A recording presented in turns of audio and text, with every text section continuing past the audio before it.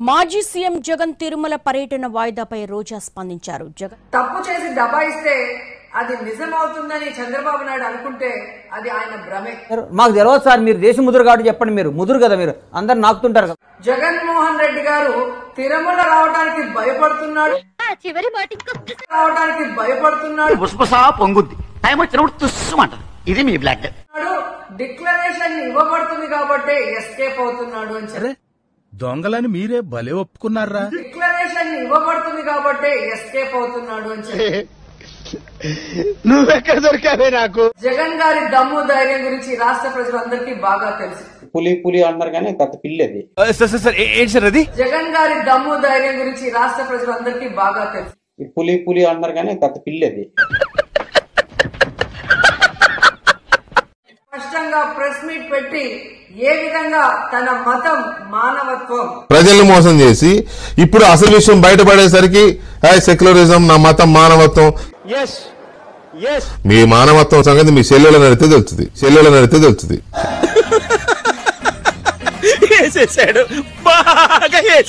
షర్మిల గారిని, సునీత రెడ్డి గారిని ఎవరిని అసలు దేశం మొత్తం అడగవసలో. తను ఏ విధంగా బైబిల్ చదువుతారు. ఇప్పుడు నువ్వేమన్నా నా కులం ఏమిటి అని చెప్పి ఎవరికి తెలియదా? రాష్ట్రంలో గాని దేశంలో గాని నా మతం ఏమిటని అడుగుతా ఉన్నారు. నా మతం మానవత్వం. సినిమా కథలు చెప్పొద్దన్నా 4 గోడల మధ్య నేను బైబిల్ చదువుతాను. నేను చూసింది చూస్తుంది అంత నిజమేనా? తను ఏ విధంగా బైబిల్ చదువుతారు. ఏమిటండి మీరు మాట? ఆవిడ కరెక్ట్ గానే చెప్పిందిరా. చాలా సేపు సస్పెన్స్ తర్వాత నాకు కూడా అర్థమైంది. రెడ్లు కాదు వాళ్ళు. నేను మొదటి నుంచి చెప్తున్నా, రెడ్లు కాదురా నాయన, నమ్మకండి రా నాయన. ఇంకెంత క్లియర్ గా చెప్పిన తర్వాత ఎంగిలి కాన్సల్ దగ్గర కుక్కలా ఇక్కడ ఎందుకు మనం ఊకే తోక తగిలించుకొని తిరుగుతున్నారని చెప్తానే ఉన్నా మొదటి నుంచి. నువ్వు చేస్తున్న అడవపనికి నిన్ను ఇక్కడికిక్కడ నరికేద్దామనుంది. బయటకు వచ్చినప్పుడు హిందువుల మనోభిప్రాయాన్ని గౌరవించి గుళ్ళకు వచ్చి పూజలు చేస్తారు. ఇంత మోసం చేసిన తర్వాత వదిలిపెట్టే ప్రసక్తే లేదు. ఊహిస్తేనే భయంకరంగా ఉంది. అలాగే మసీదులకు వెళ్లి ఎలా పూజలు చేస్తారు, అలాగే సిక్కుల్ని గౌరవించి ఎలా వాళ్ళ పూజలు చేస్తారో చెప్పడం జరిగింది.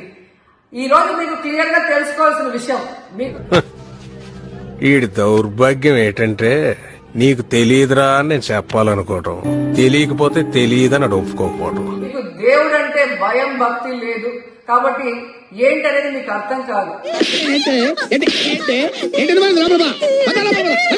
ఏ విధంగా అలిపిరి దగ్గర మేము అటాక్ చేస్తాం, అడ్డుకుంటామని చెప్పటం. సంపెత్తే సంపేండ్రా, ఇలా మెంటల్ టెన్షన్ పెట్టదు. ఇలాంటి వాతావరణంలో దర్శనం చేసుకోలేము కాబట్టి ఊరుకో ఎద్దులో ఉన్న ఏడిస్తే దరిద్రంగా ఉంటది. ఈ నీచమైన రాజకీయాలు చేస్తూ డిక్లరేషన్ పేరుతో మీరు మాట్లాడుతూ సంతకం పెట్టకపోతే పైన ఈవో రానీడు, సంతకం పెడితే పిల్లం ఇంట్లోకి రానీదు. అరే పెద్ద సమస్య వచ్చి పడిందే, ఇప్పుడు ఏం చేద్దాం? ఎవరు అడ్డుకున్నారు అని చెప్పి మళ్ళీ దిగజారుడు రాజకీయాలు చేస్తున్నారు. ఆ విషయం మాకు తెలుసులే. 2 సంవత్సరాలు వెనక్కి ఇప్పుడు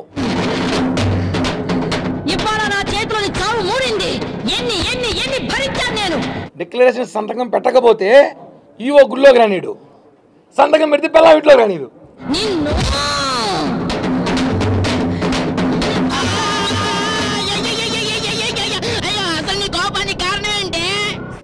ఇది కాన్సెప్ట్. అలా రాకపోవచ్చు, లేదా అంటే రెండో పార్ట్ కూడా ఉందా కథలో? అది ట్విస్ట్ సార్.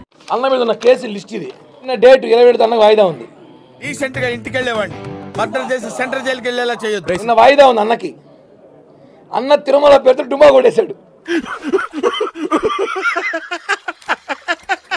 వాస్తవం ఇది.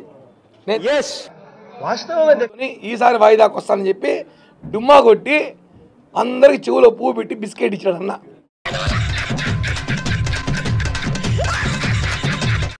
ఆయన డుమ్మా కొట్టాడు, వెంకటేశ్వరని వాడుకున్నాడు. బ్రెయిన్ విషయంలో నీకు నాకు తేడా ఉంది. నీ బ్రెయిన్ లో ఒకే సినిమా ఆడుతుంది, నాది మల్టీప్లెక్స్ బ్రెయిన్. 4 సినిమాలు ఎట్ ఏ టైం ఆడుతూనే ఉంటాయి తెలుసు. ఆయన కోర్టులో కేసులు తప్పించుకోవడానికి, అన్న పబ్జీ ఆడుకోవడానికి. నేను మరీ అంత ఎదవలా కనపడుతున్నారా? ఓ మాదిరిగా కూడా కనపడలేదా? నిన్న డుమ్మా కొట్టాడు, అది వాస్తవం. చూద్దాంలే. చూడటం కాదండి, మీరు చెయ్యాలంతే. సరే మీరు ట్రై చేస్తారన్నారంటే అది ఓకే అయిపోయిన